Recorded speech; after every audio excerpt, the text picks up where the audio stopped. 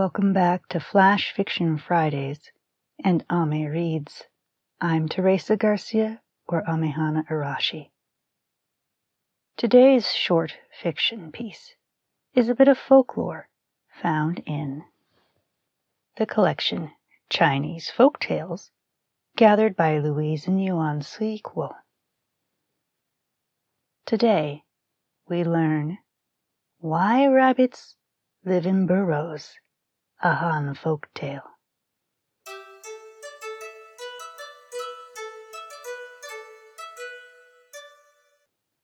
As discussed in the previous folk tale, rabbits have a long history in Chinese culture. These little creatures are beloved by children and enjoyed by adults as well. This is another tale with a happy ending for this favorite animal. The bear, from ancient to modern times, inhabited the mountains and is notorious for frequenting the country paths, waiting to attack man, woman, or child. Of the three animals involved in this folk tale, the bear was the first to be associated with history in China's remote past. One of the first battles recorded told of bears who were trained and used in prolonged, bitter warfare. The wolf also was known to stalk its victims and is considered cunning and sly, whereas the bear generally symbolized crude power and strength. The wolf represented a heartless schemer. In most tales, as in this one, craftiness and strength were no match for sagacity.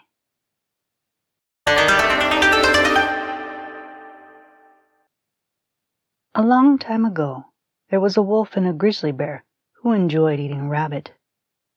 In fact, it was their favorite meat. The forest teemed with rabbits, white ones, mottled and gray. Yet they were never enough for the wolf or bear who relished the little creatures. When the wolf or grizzly approached, the terrified rabbits could only run for it. They often hid under a shrub or among big leaves, their furry tails sticking out. Alas, such easy prey for the greedy wolf and bear. One day, quite by chance, a white-haired mother rabbit found a hollow in a tree trunk. She thought this was a good place to hide the small rabbits, but she did not dare let them scamper around to play by themselves, and they became thinner as the days went by. A gray-haired rabbit came to visit one day and brought some tender greens. "Ah, you must have gone afar to find these. Where did you leave your young ones?" "One of my children is very clever," the visitor replied. "He dug a tunnel in the ground where my whole family can hide.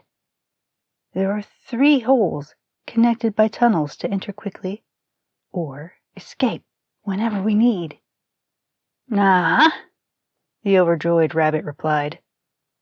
"What a splendid way for us, too." It worked so well that all the rabbits seemed to have disappeared. The wolf and bear combed the forest each day, but not a trace of a rabbit could be found, and the wolf, who was becoming impatient, said, "Perhaps, if we hunt together, we'll have better luck." But in spite of their efforts, they blundered along without success. One day, they happened to find a hole where the rabbits were hiding, and the bear growled, "Let me use my big paw to break the opening and kill them. At least we'll have one tasty meal." "Not so quick," the wolf said cautiously. "We had better be more clever and skillful this time. Let's pretend to be friendly and lure the rabbits to play in the forest. Later we can pounce on them. How many rabbits we'll have then?" The wolf leered as he licked his chops in anticipation. "Very well," the bear agreed. "I am willing to wait." Thereupon, They went to the entrance of the hideout and tapped in a most friendly way. The mother rabbit peeped through an opening, but beat a hasty retreat. "Oh, Mother Rabbit," the cunning wolf called in a beguiling voice, "don't be afraid. We have truly repented. From now on we'll be good friends. You can play anywhere in the forest. We'll never harm you or the wee ones. We'll even protect you against the other animals." But the white-haired rabbit was no longer foolish or trusting, for she had learned many a sad lesson. She thought to herself, "This will be my chance to get even with them. They are trying to trick me, so I'll play a trick on them." She brought out a whistle and a drum, and presenting them to the wolf and bear, said very sweetly, "Since we are now dear friends, I want to give you these gifts." This whistle and drum were treasures handed down from my ancestors. Whenever they are played, all the rabbits come forth from their burrows. Even the mountain goats are attracted and assemble in great numbers. But you must play on the drum loud and clear, and blow the whistle as loud as you can. The scheming wolf and greedy bear were delirious with joy as they trotted off. The wolf simply could not wait any longer, so after walking a short distance, he began to blow on the whistle to see how it would work. Toot, toot! No sooner had the first sound pierced the air when a hunter, concealed somewhere in the forest, aimed his rifle. Bang! Down went the wolf without a howl. Meanwhile the bear remembered there was a plump goat in a farmer's yard, so he raced on far ahead of the wolf. He beat on the drum for all he was worth. Boom! Boom! The farmer within his hut was alerted by the sound, and peering through the crack saw the bear approaching. Taking up his rifle, he aimed carefully. Bang!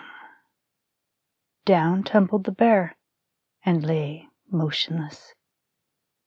For quite some time the rabbits found peace in the forest, and could go wherever they wished to seek the greens they liked so much. But to this day they make their homes under the earth, with 3 holes, connected by long tunnels, in case they have to escape.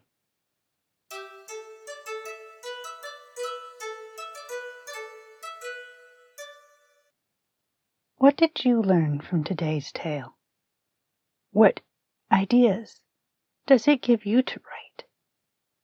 And as we look at these short bits of folklore, does it perhaps make you feel a little bit more confident about your own short fiction? Until next time, I'm Teresa Garcia, or Amehana Arashi. Happy reading.